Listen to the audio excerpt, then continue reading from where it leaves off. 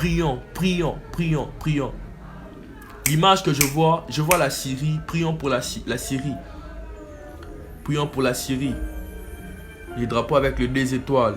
Les drapeaux avec les 2 étoiles. Prions le Seigneur pour la Syrie parce que j'ai craint qu'au cours de cette année ici qu'il y ait déchéance. Ce qui devrait arriver depuis près de 10 ans.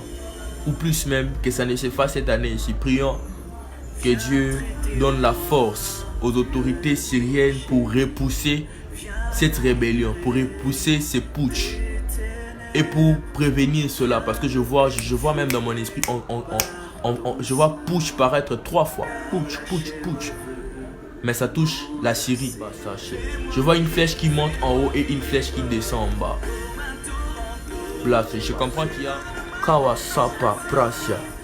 Je vois dans mon esprit comme 2 ascenseurs. Je vois un homme très âgé descendre dans l'ascenseur à ma gauche. Et je vois dans l'ascenseur à ma droite un homme qui est plutôt jeune et il monte. Il monte.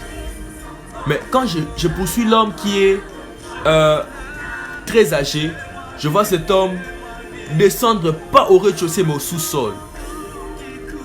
Au sous-sol. Prions pour les nations arabes. Prions pour les nations arabes parce que il y a Kazalabasa, Odra de Samasaya. Je vois beaucoup de deuil dans les nations arabes. Prions le Seigneur qui fasse grâce. Prions pour la paix. Prions pour la paix parce que je vois l'homme, le jeune homme que je vois qui monte sur l'ascenseur. Je vois des hommes en train de tenir les câbles de l'ascenseur et d'essayer d'inverser. Alors qu'il est arrivé au sommet, d'essayer d'inverser. D'essayer d'inverser. Je vois des tentatives de coup d'état. Prions le Seigneur pour les nations arabes. Alors très secoué. Prions surtout pour l'aspect sécuritaire. Prions pour l'aspect sécuritaire parce que ce qui me fait mal, les Bassa Pradeshtase. Pourquoi j'ai vu les drapeaux de l'Afghanistan? L'esprit me dit, prie pour les nations de l'Orient. Prie pour les nations de l'Orient. Prions. Ce que je crains, c'est les bains de sang en Orient. Ce que je crains, c'est les bains de sang en Orient. Prions. Prions le Seigneur qu'il ait pitié. Qu'il ait pitié de l'Orient. Qu'il ait pitié de l'Orient.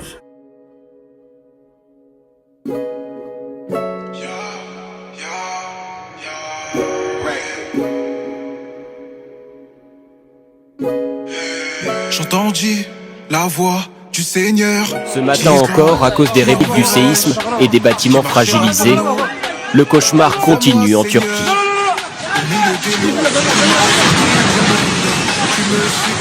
La ville d'Alili est à 200 km de l'épicentre, preuve de l'étendue de la zone dévastée.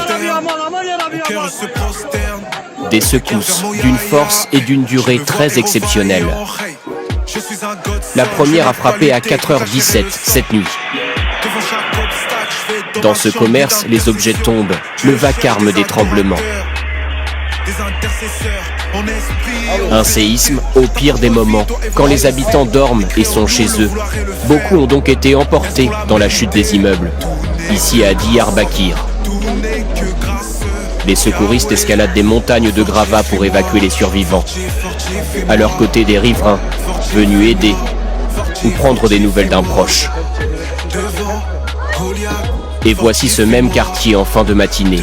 Des opérations de sauvetage extrêmement périlleuses, car là aussi les bâtiments continuent de s'effondrer. Les Turcs ont connu de nombreux séismes ces dernières années, mais celui de cette nuit a traumatisé la population. J'ai failli me cogner contre le mur, j'ai pu tenir avec mes 2 mains et j'ai regagné le couloir. Et vraiment, ça balançait d'un côté à l'autre. C'était assez impressionnant. L'épicentre du séisme se trouve près de la ville de Pazarjik. Magnitude 7.8. Des secousses ressenties au Liban et à Chypre. Il y a aussi d'énormes dégâts en Syrie, comme ici, où plusieurs centaines de personnes ont perdu la vie. Un bilan qui devrait encore s'alourdir. Il reste de nombreuses personnes sous les décombres. des zones souvent très difficiles d'accès pour les secouristes. Cet homme est vivant, mais très affaibli. Des quartiers syriens entiers sont dévastés, comme s'ils avaient été bombardés, dans un pays déjà ravagé par la guerre. En direct d'Istanbul, on vous retrouve Ludovic de Foucault. La Turquie, c'est une région sismique, mais des tremblements de terre de ce niveau-là, c'est exceptionnel. D'où la mobilisation d'absolument toute la communauté internationale.